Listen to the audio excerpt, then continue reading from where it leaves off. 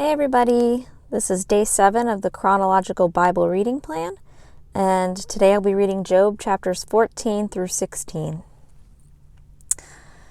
Man who is born of woman is short-lived and full of turmoil. Like a flower he comes forth and withers. He also flees like a shadow and does not remain. Thou also dost open thine eyes on him and bring him into judgment with thyself. Who can make the clean out of the unclean? No one. Since his days are determined, the number of his months is with thee, and his limits thou hast set so that he cannot pass. Turn thy gaze from him that he may rest, until he fulfills his day like a hired man. For there is hope for a tree when it is cut down, that it will sprout again, and its shoots will not fail. Though its roots grow old in the ground, and its stump dies in the dry soil, at the scent of water it will flourish and put forth sprigs like a plant.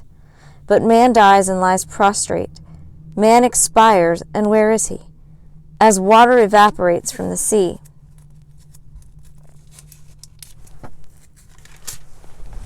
And a river becomes parched and dried up, so man lies down and does not rise.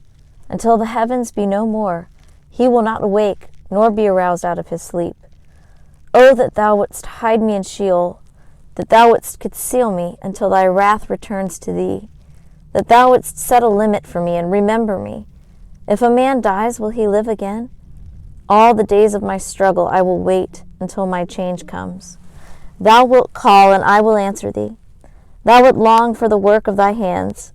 For now thou dost number my steps. Thou dost not observe my sin. My transgression is sealed up in a bag, and thou dost wrap up my iniquity.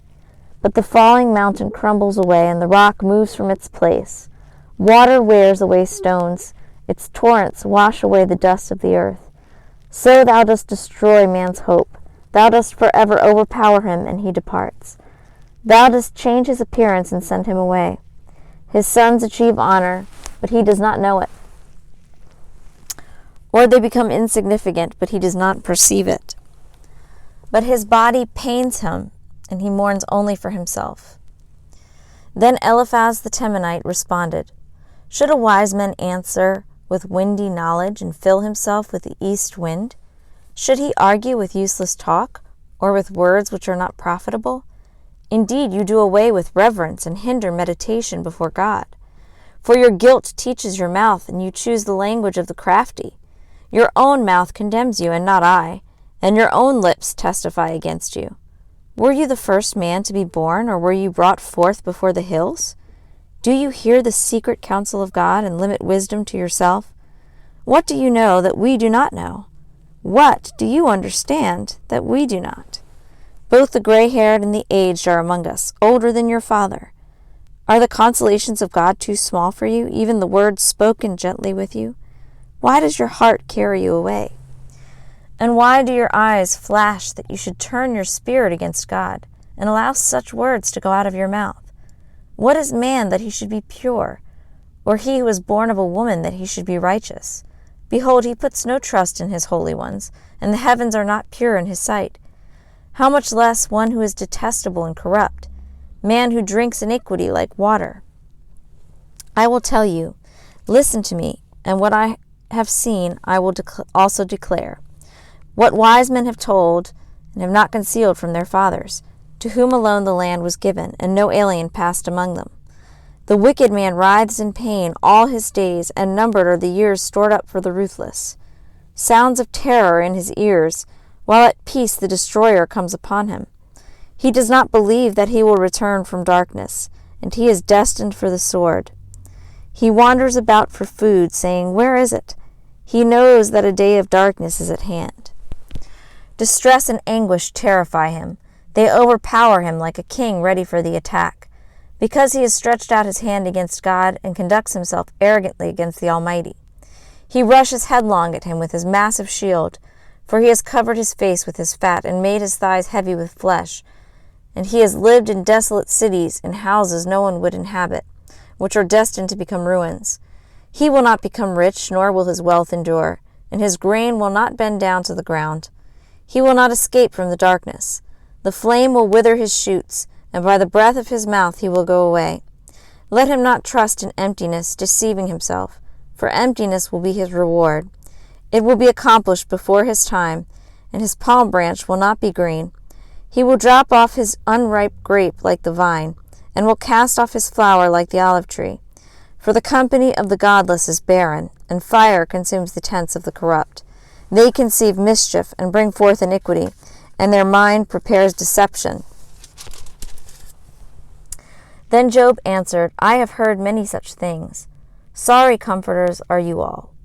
Is there no limit to windy words, or what plagues you that you answer? I too could speak like you if I were in your place.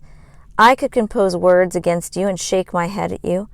I could strengthen you with my mouth and the solace of my lips and lessen your pain. If I speak, my pain is not lessened, and if I hold back, what has left me? But now he has exhausted me. Thou hast laid waste all my company, and thou hast shriveled me up. It has become a witness, and my leanness rises up against me. It testifies to my face. His anger has torn me and hunted me down. He has gnashed at me with his teeth. My adversary glares at me. They have gaped at me with their mouth. They have slapped me on the cheek with contempt. They have massed themselves against me. God hands me over to ruffians and tosses me into the hands of the wicked. I was at ease, but he shattered me, and he has grasped me by the neck and shaken me to pieces. He has also set me up as his target. His arrows surround me. Without mercy he splits my kidneys open. He pours out my gall on the ground. He breaks through me with breach after breach. He runs at me like a warrior. I have sewed sackcloth over my skin and thrust my horn in the dust. My face is flushed from weeping, and deep darkness is on my eyelids. Although there is no violence in my hands, and my prayer is pure. O earth, do not cover my blood, and let there be no resting place for my cry. Even now, behold, my witness is in heaven, and my advocate is on high. My friends are my scoffers. My eye weeps to God. Oh, that a man might plead with God, as a man with his neighbor. For when a few years are past, I shall go the way of no return.